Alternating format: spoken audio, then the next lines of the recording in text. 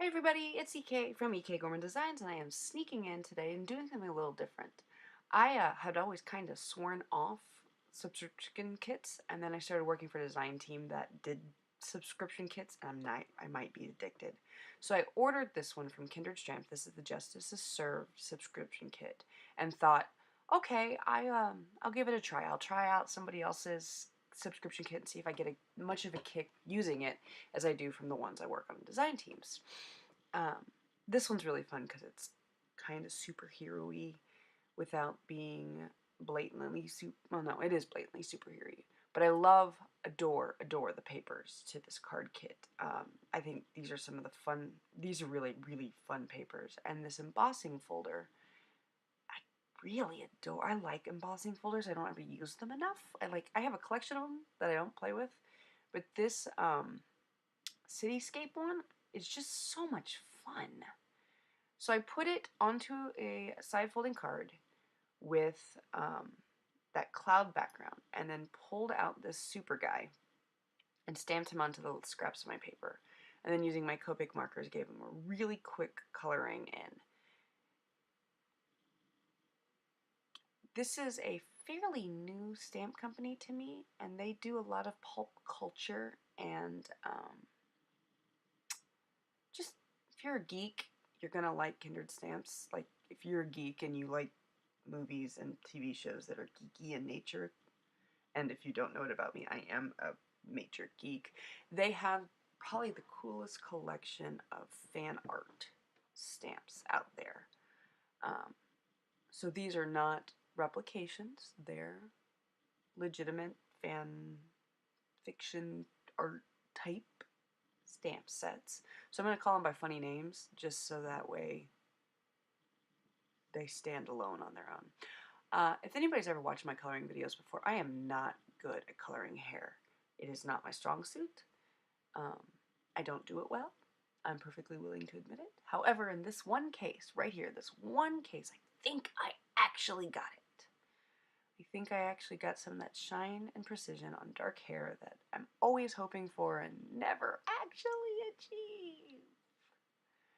I continue on with the coloring.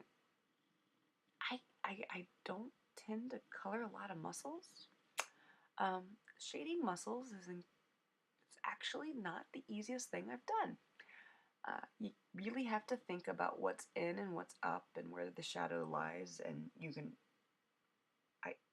because of theater, I've airbrushed muscles onto bellies or arms and made the body actually look stronger than it actually is with makeup. So it's a lot of that same concept when coloring a two-dimensional object. But yeah, I don't do it much, and I found it kind of difficult. Yes, I am aware here I didn't color the back of the cape. I did that intentionally. I knew the underside of the cape I wanted to be darker than his boots or his underoos. So I went ahead and intentionally colored the underside of the cape last so I could get it darker than the rest of the reds. I think this current combination of reds is my favorite. I've been kind of playing around. I don't know. I've been playing around with my reds to see if I can get a stronger bold red that blends easier. This might be it.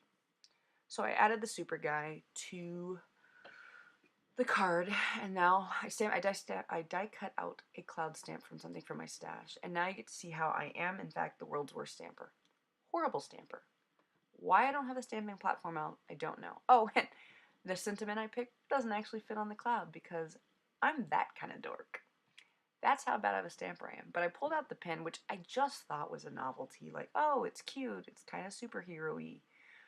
And I realized I needed, because of my horrendous stamping, I needed to outline the sentiment and drop it down below the cloud so it worked. That pen is actually a really great thin black pen. Just saying, don't just think it's a novelty item. For card 2, I wanted to go with really dark and what's the word I want? Mysterious isn't the word, but I wanted to give it very true, like eerie, dark quality to it. I didn't want it to be cartoony and campish. I wanted it to have that like sinister, there's the word I'm looking for, a sinister feel to it. Because this may be a good guy, but sometimes it feels like he's on this the not good side. I pulled out my colored pencils to do this and used a combination of blacks and grays to create the black of his suit on the black cardstock. I am obsessed with coloring on black cardstock still, right now. Like, I just think there's something challenging, and yet, if you do it well, it comes out so cool. This one I'm not certain comes out well, but I think it comes out pretty well. The fun part about the black card, coloring black on black, is when you move it, the light hits it, and he appears different depending on how you move the card. So I thought that was actually a fun little effect to this guy. For his skin, I actually only used the one colored pencil, and one area used a lighter, and the other side to create shadow colored a little bit darker. And same with the yellow. I only just touched the yellow into the blank spaces. I used my black colored pencil to redefine some of the lines I lost in the coloring, and then die cut out the friend. I backed him with some of this really fun black and yellow paper. And here's where you realize I am, in fact, the biggest goober ever, because I was like, oh, I'll just lay the die cut out portion out of where I cut it out of the black paper. You caught on yet what I did wrong? Yeah, I laid a piece of score tape in the middle and then taped it to my work surface, because I'm a dork. Just in case you're wondering, I'm that kind of dork. I sometimes hurry and don't actually pay attention to what I'm doing here. I added the card to it. I added the black paper to a top folding card, and then realized I wanted to emboss the sentiment onto the black cardstock. I probably used the wrong color. I probably should have gone with white embossing powder, but I was like, no, I'm going to use my antique gold. It will be dark. It will be sinister. It will be mysterious. It is. It's also hard to read. So, live and learn. I also, when I photographed this card, forgot to rub the baby powder off of it, the embossing powder, so it doesn't stick. Yeah, so there's a little cloud of white. Eventually I rubbed it off. But, you know, I wanted to see if I could stamp the black bats onto the card and have them pop out, and they do in real life. They do in the video. When I photographed it, they just didn't show up. But they're there, and they actually show up when you're holding the card. For card 3, I thought I'd go with this really quick little guy, and I actually had this fun idea in my head of an effect, because I want to make him look like he's running along. So I cut out some masking paper, stamped him in black ink, and then using a lighter gray ink, proceeded to repeatedly stamp him one after another, letting just the back of his body trail off. I wish I'd gone with a lighter gray. Unfortunately, I knew I was going to watercolor the image, and I only have one gray ink pad that is water soluble. Not water soluble, watercolor friendly. So I had to deal with it. So the last 2 images are second generation stamps, so they're really, really light. I pulled out some Jane Davenport watercolors that is kind of a collection of, I can't think the name of the collection, I'm sorry. But it's a collection of primary colors in addition to some good skin tones. It's a weird collection, yes, I'll give you that, but it works. And I just started watercoloring. If you want to see good watercoloring, go somewhere else. I am not good at watercoloring. I, however, enjoy it and strive to be better at it. But skilled I am not. And like I said, this is just a quick watercoloring job. And of course, right as soon as I thought I got the right color of red, the watercolor dried and realized it was way too light. That's, again, not necessarily good at this. I do like the effect I have, the way I just moved the color off of him, and so it actually looks like he's blurring past. I think it worked. I hope it worked. I think it worked. I added a touch of yellow to each of his little earpieces, and then went in and tried to add some yellow along that side, and the red paint was still wet, so it just blurred. It's okay. It works. I do eventually go in and fill that little white smudge. It's driving me crazy as I sit here. Yeah, because I'm completely and utterly impatient. I do use my heat gun to dry watercoloring. I added some skin tones, again, keeping it simple. Cleaned my brush off, dried it off, and then picked up the excess flesh tone that I was painting onto his skin. And then added a little bit of brown to add just a hint of shadow. I know it feels really dark initially, but when I take it back with a thirsty brush, I'm able to lift a lot of that color up and that shadow is left behind. I went back in and tried to add just hints of shadows of red to give him more of a three-dimensional feel. I'm not good at this. I want to be good at this. I'm just not. Someday, I'm just going to keep working. Like, you're just going to have to deal with it. I'm just going to keep watercoloring things and pretending I can do it and vain hope that someday I can. So this is funny. I die cut out the image. I die cut out some yellow cardstock from my personal stash. I trimmed out the lightning bolt paper to go with the card. Realized I really liked the BAM paper. Actually, I adore it. It's my second favorite piece of paper from the stash.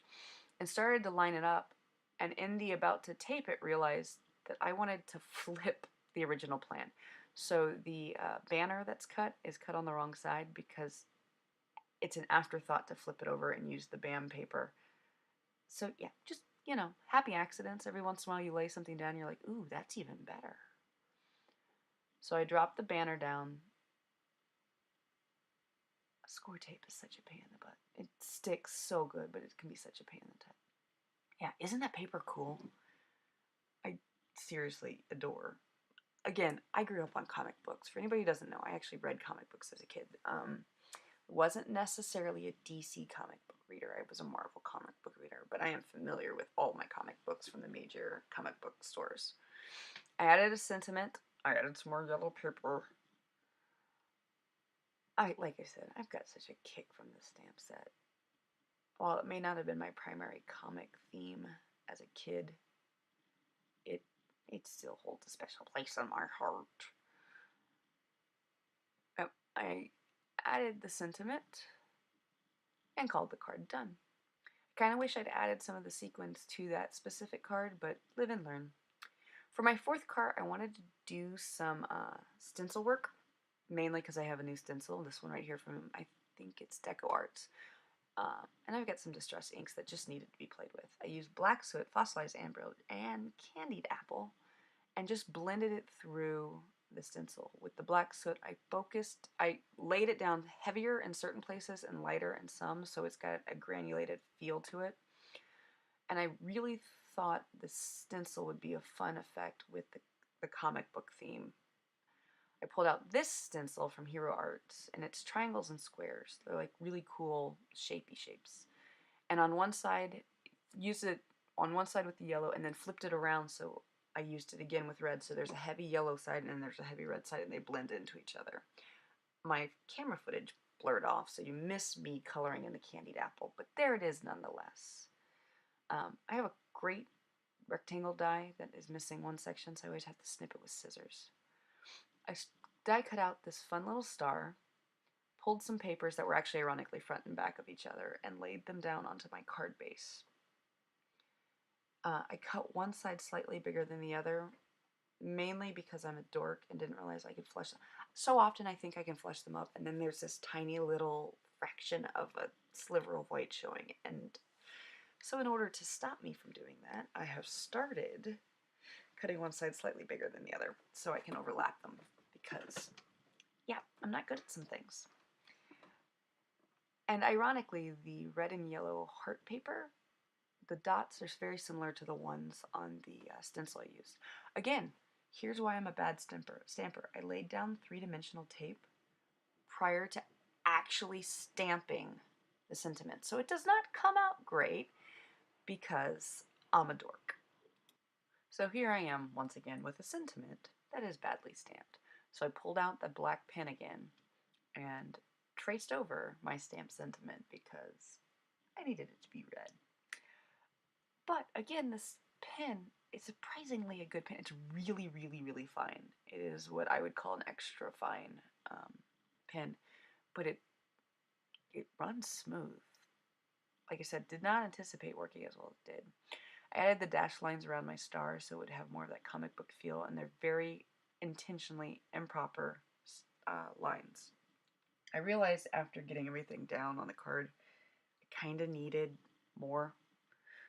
Um, the stencil work wasn't enough, so I pulled back out the super guy here and decided to reuse him because the sentiment says something about having a super day. And this time, since I colored him the first time in Copics, I figured this time I'd color him in my Derwent Color Soft pencils. I forgot which ones I used, so I did not write the colors I used. But, you know, they're basic. They're blue. There's a darker blue, medium blue, light blue, darker red, medium red, light red. Yeah. And I colored in him in, and like I said, this is not fancy coloring in any way, shape, or form. It's really just trying to add some lowlights and highlights. So he's got kind of a three-dimensional effect, and that his cape has got a little bit of movement. And I don't think I achieved that. My color soft pencils, I'm not found yet the combination for skin tone that I love. I know they're there, I just don't have it yet. Right now I'm playing around with the grayed lavender for shadows, and it just, I don't know. I don't think it works yet. I'll let you know if I ever figure out a combination using these colored pencils of a flesh tone that I think is effective. Like I said, this isn't bad. It's just not great. Oh, I also colored it wrong. So I colored my shadow and then my ultralight, and then went back in with the medium, and it was too late because. So he's a little too peachy there on the nose. So where I talk about not being able to color hair, this is an excellent example of how badly I color hair. I did try a combination of black, gray, and dark brown to see if I can get real movement.